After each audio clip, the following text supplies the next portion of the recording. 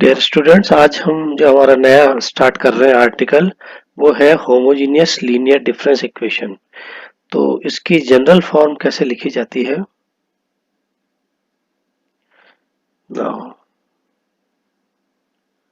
General form of homogeneous homogeneous linear difference equation. तो सबसे पहले तो मैं general form of linear difference equation मैंने आपको बताई थी, वो किस टाइप से थी। हमारे पहले वाले आर्टिकल में मैंने स्टार्ट किया था A zero E N plus A one E N minus one plus A two E N minus two, और लास्ट चलते चलते हम A N whole multiply Y X equal to, हमने कुछ यहाँ टर्म ली थी आर ऑफ एक्स यानी फंक्शन ऑफ एक्स लिया था। ये जो मैंने अभी इक्वेशन लिखी है ये मेरे पास लीनियर डिफरेंस इक्वेशन है, अभी होमोजीनियस नहीं है। होमोजीनियस के लिए मेरे पास क्या हो जाएगा, when are X equal to zero, तो इक्वेशन नंबर वन जो है वो रिड्यूस हो जाएगी किस फॉर्म में? इक्वेशन नंबर वन जो है वो रिड्यूस हो जाएगी मेरे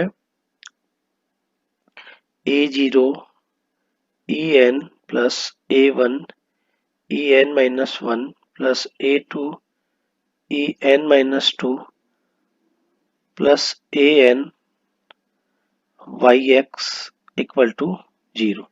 इस फॉर्म में आपके पास रिड्यूस हो जाएगी इक्वेशन। अब यहां पर मैंने बताया था where A zero A one और up to A N are arbitrary constants. यहाँ पर हमारे पास ये स्वेच अचर है और ये देखिए यहाँ एन अचर आ रहे हैं और यहाँ आपके पास एन घात की ही डिफरेंस इक्वेशन है। जब इस इक्वेशन को आप खोलते हो तो आपके पास क्या आता है, ए जीरो कॉन्स्टेंट हो गया और ये खुल के क्या आएगा, Y X plus N. Shifting operator को यूज कर रहे हैं वाई एक्स पे। एंड सिमिलरली सेकेंड वाली टर्म आपके पास क्या आ जाएगी, plus A one Y of N minus one plus X, या ये लिख सकते हैं X plus N minus one. एक ही बात है, इधर दिस और दिस कर सकते हैं। और लास्ट जब हम जाएंगे तो हमारे पास क्या आ जाएगा, A N Y X equal to zero. और इस इक्वेशन को भी मैंने हमारे फर्स्ट या सेकंड लेक्चर में बताया था कि मैं इस इक्वेशन को ये लिखता था psi E Y X equal to zero. ये जो मेरा शाई ई है, this is called the auxiliary equation. This is called the auxiliary equation.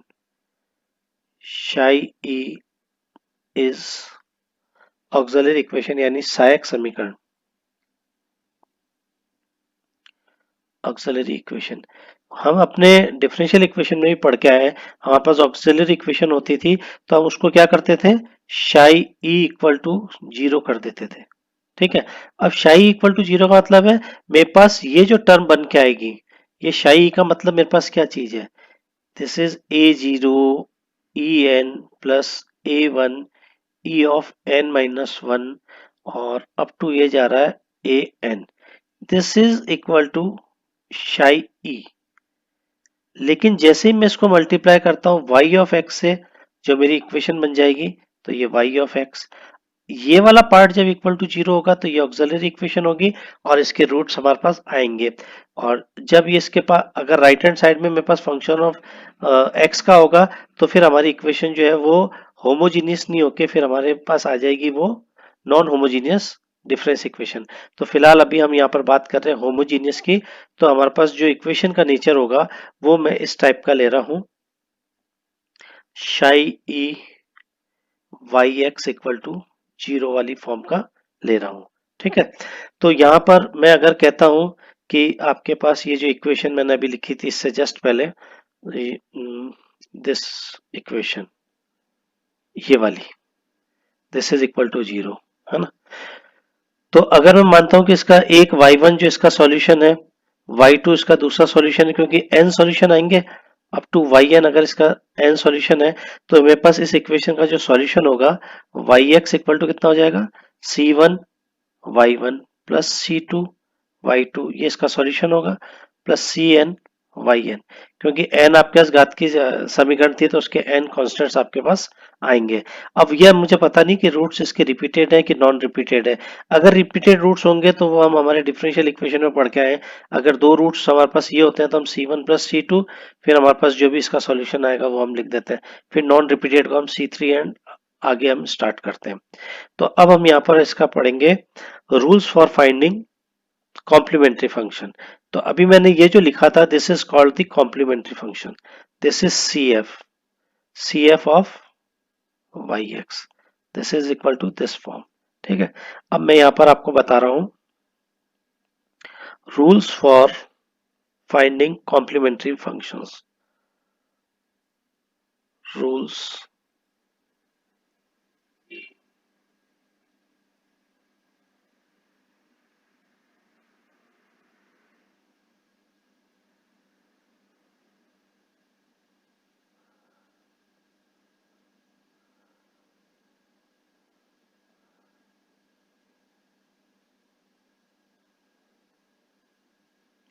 Rules for finding complementary function CF, पूरक फलन ज्ञात करने के हमारे पास क्या क्या नियम होंगे। तो इसमें हम केस 1 को पहले कंसीडर करते हैं।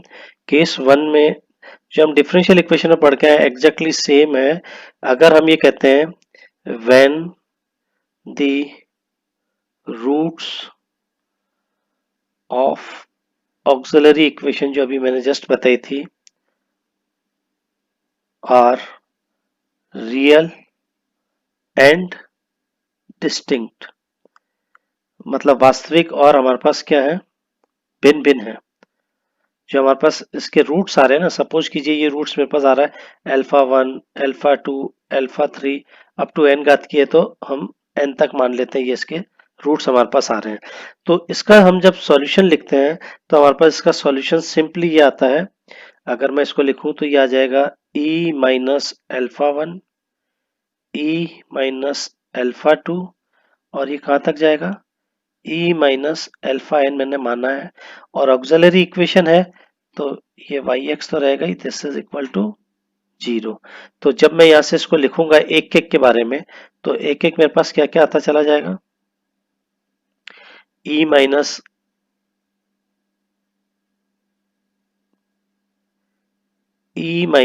अल्फा 1, ऑक्सिलरी इक्वेशन लिख रहा हूँ ये, e minus alpha 2 is equal to 0 up to e minus alpha n equal to 0।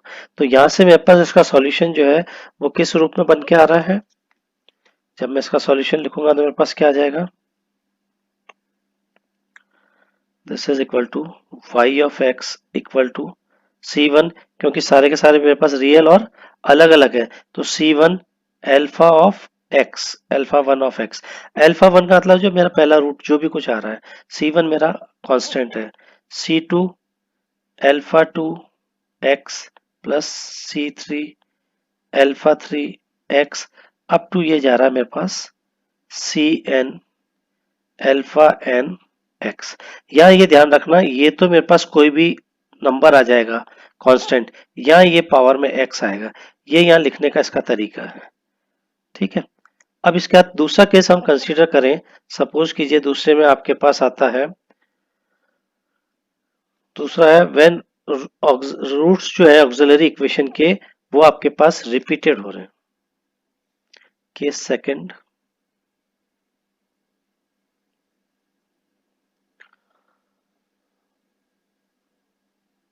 when the roots of auxiliary equation are repeated,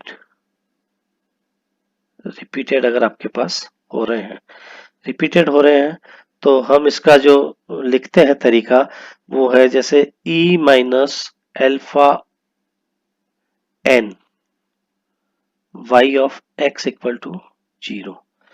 अब इसका मतलब ये n टाइम्स तक रिपीट कर रहा है रूट्स को, यही मतलब हुआ ना।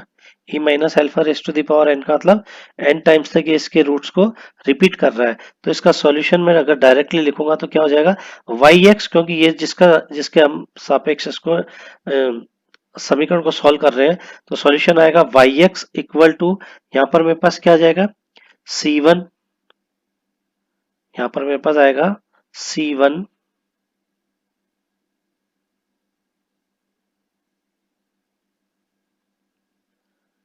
c1 plus c2x plus c3, क्योंकि रिपीटेड हो रहा है ना, एक्स स्क्वायर, और ये कहां तक जाएगा मेरे पास, plus C N X raise to the power, जब ये 3 था तो ये 2 था, तो यहाँ कितना आ जाएगा, मैं n में लिख रहा हूं ना, तो n माइनस 1, और एल्फा ये कितना आ जाएगा n, क्योंकि मेरे पास अल्फा में ही तो निकलना है, अल्फा ही तो रिपीट हो रहा है n टाइम्स तक, ये मल्टीप्लाई C1 से भी हो रहा है, C2 से हो रहा है, C3 से, तो ये अल्फा n आ जाएगा। ठीक है, और इसको इन जनरल अगर मैं सॉल्यूशन लिखूंगा तो वो मेरे पास क्या आ जाएगा, इन जनरल अगर मैं सॉल्यूशन लिखता हूं तो yx equal to summation form में अगर लिखूं तो वो आ जाएगा मेरे पास अल्फा x, जो मैंने शुरू में बताया था ना, क्योंकि यहाँ तो एक ही रूट आ रहा है, और अंदर वाली जो टर्म आएगी वो क्या आ जाएगी, c के x के, और ये समीशन कहां से चालू होगा, k from 1 to n minus 1, इस टाइप से इसको सॉल्व करेंगे। नहीं, यहाँ सी के इक्वल टू 0 से करेंगे, तो यहाँ आप 0 से ले लीजिए, 0 1 2 इस टाइप से बना लो, तो ये हो जाएगा n माइनस 1। ये इसका सॉल्यूशन हो जाएगा जब आपके पास रूट्स जो है वो रिपीट हो रहे हैं तो। ठीक है, तो दो केस हो गए, पहला था जब रूट्स जो है वो रियल है but all all roots are different. Second था जब रूट्स आपके पास रिपीटेड है, अब रिपीटेड में रियल है या कॉम्प्लेक्स है, तो अभी कॉम्प्लेक्स की हमने बात नहीं करी, तो हम थर्ड केस लेते हैं जिसमें आपके पास आ रहा है when auxiliary roots are, case third, case third में मैं लिख रहा हूं when auxiliary equation has non repeated, मैंने शुरू में कह दिया नॉन रिपीटेड कॉम्प्लेक्स रूट, और हम पढ़ के आए हैं कि जो भी कॉम्प्लेक्स रूट्स होते हैं वो हमेशा पेयर में लिखे जाते हैं। पेयर का मतलब है alpha plus minus iota beta, इस रूप में हमारे पास लिखा जाता है। ठीक है, तो हमने कहा है when auxiliary equation has non repeated और कॉम्प्लेक्स रूट, तो हम यहां पर ये मान लेते हैं लेट द रूट्स बी, मान लीजिए हमारे पास जो रूट्स बी, फर्स्ट मैंने पाना था अल्फा प्लस आयोटा बीटा, तो सेकंड मेरे पास कितना हो जाएगा, अल्फा माइनस आयोटा बीटा। ठीक है, इस पहले वाले रूट्स को तो मैंने मान लिया m1, इसको माना मैंने m2, तो देन द सॉल्यूशन इज, अगर मैं यहां से डायरेक्ट सॉल्यूशन लिखूं तो मेरे पास क्या हो जाएगा, yx equal to c1, yx equal to c1 c1, और यहां पर क्या आ जाएगा, अल्फा प्लस आयोटा बीटा पे पावर x, जो हम वहां करके आए थे ऐसा चाहिए, c2 alpha minus iota beta of x। ठीक है, और इसको हम और अलग तरीके से भी ऐसा लिख सकते हैं, y of x equal to r raise to the power x a1 cos of x theta plus a2 sine of x theta. यहाँ पर r क्या चीज है वो जानना बहुत जरूरी है, और थीटा क्या है, तो वेयर r इक्वल टू आपके पास है alpha square plus beta square, हम जानते ही हैं अगर हमने कॉम्प्लेक्स नंबर पढ़ा है तो, और थीटा जो है उसको हम निकालते हैं तो हमारे पास आता है टेन इनवर्स ऑफ क्या आ जाएगा, बीटा अपॉन अल्फा। ठीक है, बीटा अपॉन अल्फा, तो ये जब है मतलब सीधा तरीका तो हमको ये वाला लिखना है। ये हमारे पास थीटा भी पता लग जाएगा और आर भी पता लग जाएगा। ये repeated non repeated complex root के लिए सॉल्यूशन हमारे पास ये तरीका आएगा। नाउ लास्ट हम लिखते हैं फोर्थ तरीका इसका जो है वो है आपके पास जब रिपीटेड हो रहे हैं। Case 4, when auxiliary equation has repeated complex root, repeated complex roots, तो हम इसको किस टाइप से सॉल्व करते हैं। तो मान लीजिए हमारे रिपीटेड है, अगर ट्वाइस टाइम्स है, सपोज कीजिए let the root alpha plus minus iota beta जो है be repeated twice then the solution is, जब ये हम ऊपर करके एग्जैक्टली आएगा वो हमारे पास क्या आ जाएगा, y of x equal to R X तो रहेगा ही रहेगा, यहाँ पर क्या आ जाएगा c1 प्लस c2x, और इसके साथ मल्टीप्लाई आपका था cos of x theta plus c3 plus c4x, और ये हो जाएगा साइन ऑफ x थीटा। ये आपके पास सॉल्यूशन आएगा। ठीक है, यहाँ पर भी आर वही है और थीटा आपके पास वही है। वेयर आर इक्वल टू आपके पास क्या है, अल्फा प्लस बीटा स्क्वायर का अंडर रूट, और थीटा की वैल्यू आपके पास है tan inverse of beta upon alpha. ठीक है, ये आपके पास इस टाइप से कॉम्प्लीमेंट्री फंक्शन फाइंड करने के तरीके थे। अब हम इसमें कुछ एक एग्जांपल करते हैं जिससे ये चीज और क्लियर हो जाएगी। तो हम एक दो एग्जांपल इस पे करते हैं, देखते हैं कौन सा एग्जांपल है। जैसे ये एग्जांपल मैं लेता हूँ, solve the following difference equation by the method of differences. तो इस अंतर समीकरण को हमें सॉल्व करना है। Y X plus two minus 8 y x+1 difference equation लिख रहा हूँ, plus 15 of Y X equal to 0। देखिए ये 0 आ गया, इसका मतलब this is the homogeneous linear difference equation with constant coefficient, क्योंकि देखिए यहाँ पर इसके कोफिशिएंट जो है सारे सारे कांस्टेंट है। तो इस इक्वेशन को सबसे पहले मैं जो लिखूंगा वो लिखूंगा इस इक्वेशन को, क्योंकि मुझे शाई ई बनाना है, तो ये हो जाएगा E square Y X minus 8 e y x plus 15 i identity y x equal to 0। फिर मैं इसको करूंगा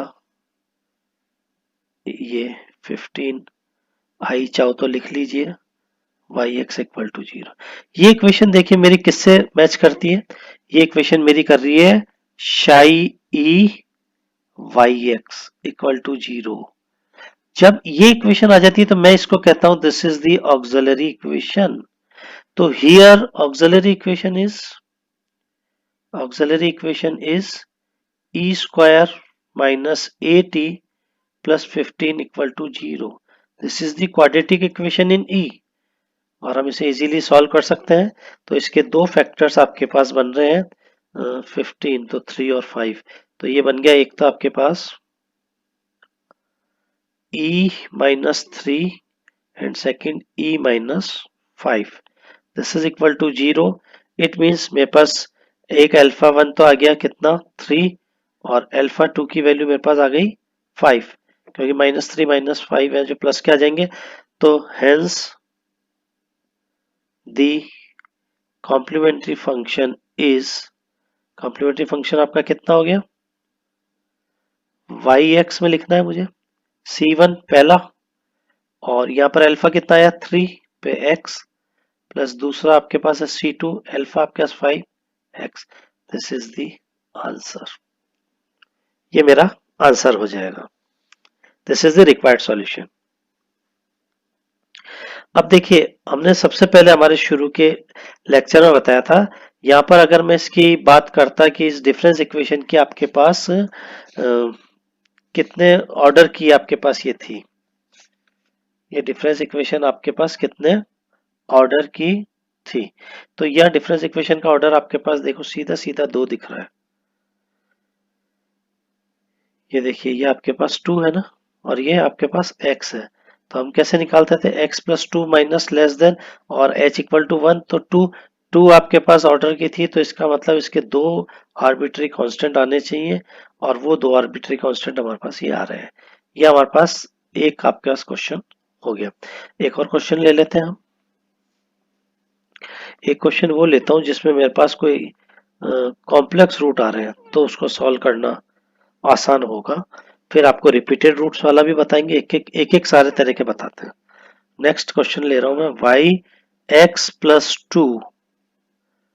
to times of Y X plus one plus four of Y X equal to 0। अब मुझे सारा दिख रहा है, जब चेंज ही नहीं हो रहा है इसमें क्या बोलते हैं साइन में, तो इट मीन्स इसका कोई ना कोई इमेजनरी आपके पास आएगा रूट, मतलब कॉम्प्लेक्स रूट में बन के आएगी ये।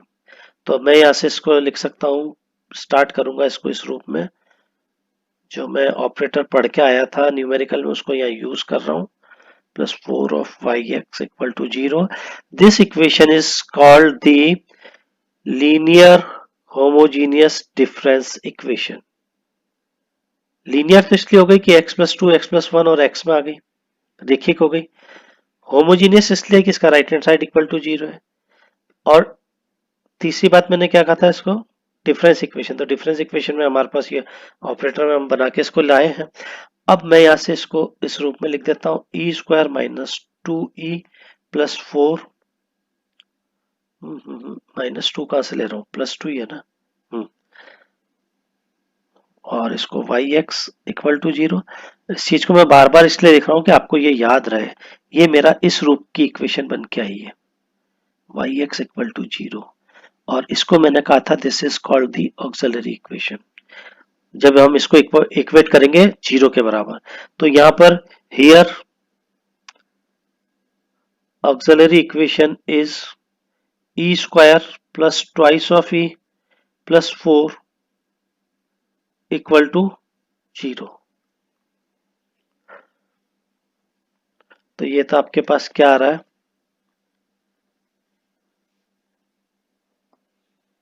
ये रूट आपके पास क्या आ रहा है, इसको सॉल्व करके देखिए।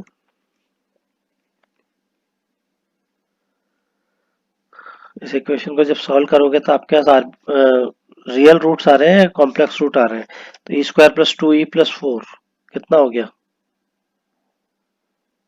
भाई, अगर 4 आता तो हम e प्लस टू का होल स्क्वायर बना लेते, लेकिन ये e प्लस टू का होल स्क्वायर नहीं बन रहा है। तो ये आपके पास रियल रूट तो नहीं आ रहे हैं। तो हम इसको अगर सॉल्व करेंगे माइनस बी प्लस माइनस इससे, तो क्या आ जाएगा, e equal to minus B का मतलब हो गया 2 plus minus B square minus four A C, four four 16 A C upon 2a। This is equal to कितना हो गया, minus two plus minus two नीचे भी है, यहाँ पर देखिए माइनस का 12 आ रहा है। माइनस का 12 का मतलब कितना हो गया, 4 इंटू 3, और माइनस का है तो मैं आयोटा बाहर ले लेता हूँ। तो इसको जब मैं सॉल्व करूंगा तो ये 2 भी बाहर निकल के आ जाएगा। तो minus two plus minus 2 iota √3 upon 2, 2 2 2 काटे तो मेरे पास देखिए ई इक्वल टू आ गया -1 प्लस माइनस आयोटा √3, 2 तो कट गया। तो ये आपके पास कॉम्प्लेक्स रूट आया, this is equal to -1 plus minus iota √3। ये देखिए मेरे पास आया है कॉम्प्लेक्स रूट के रूप में। ठीक है, अब मैं क्या यहां से आर, आप मुझे बताओगे आर की वैल्यू कितनी आ रही है। देखिए हियर आर कैसे निकालते हैं वो बताता हूँ। आर को अभी आपने लिखा था alpha square plus beta square का अंडर रूट, यही लिखा था। अब यहाँ पर देखिए अल्फा और बीटा आपको पता है, क्योंकि अभी मैंने कहा था हम जब भी रियल रूट्स को लिखते हैं तो alpha plus minus iota beta, iota beta. तो इसका मतलब अल्फा यहाँ पर आपके पास कितनी वैल्यू दे रहा है, 1 का स्क्वायर, प्लस बीटा कितनी दे रहा है, √3 का स्क्वायर।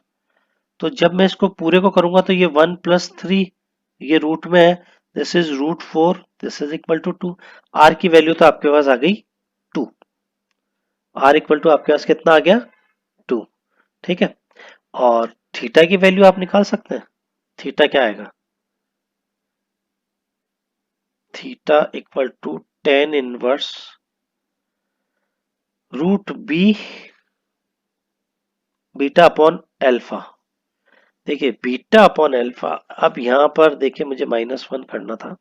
बीटा अपॉन अल्फा जैसे करूंगा तो ये मेरे पास कितना आएगा, माइनस का √3, और माइनस का √3 का मतलब कितना हो गया, माइनस का π/3, माइनस का π/3।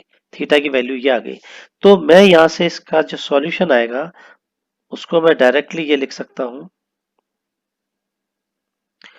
y of x equal to r of x। r आपके पास 2 आया था, फिर आप क्या लिखते थे यहाँ पर, c1, this is 2 of x, और फिर इसके बाद आप लिखते थे c1, c1 cos of x theta, cos of x theta plus c2 sine of x theta, और यहाँ लिख दीजिए थीटा इक्वल टू माइनस ये। This is the solution. R आपको निकालना बता दिया, थीटा आपको निकालना बता दिया, ये इसका सॉल्यूशन हो जाएगा। अब हम देखते हैं कोई रिपीटेड रूट वाला क्वेश्चन अगर देखता हूं मैं। हाँ, एक में देखिए रिपीटेड रूट आता है, ये क्वेश्चन एक और मैं ले लेता हूं। ये देखो क्वेश्चन है y(x+3 -3y(x+1 -2y(x = 0)। इस इक्वेशन को वही इसी रूप में लिखना पड़ेगा मुझे, e³ y(x -3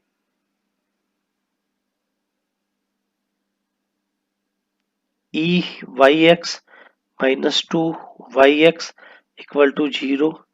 ये आपके पास हो गया e³ -3e -2y(x = 0।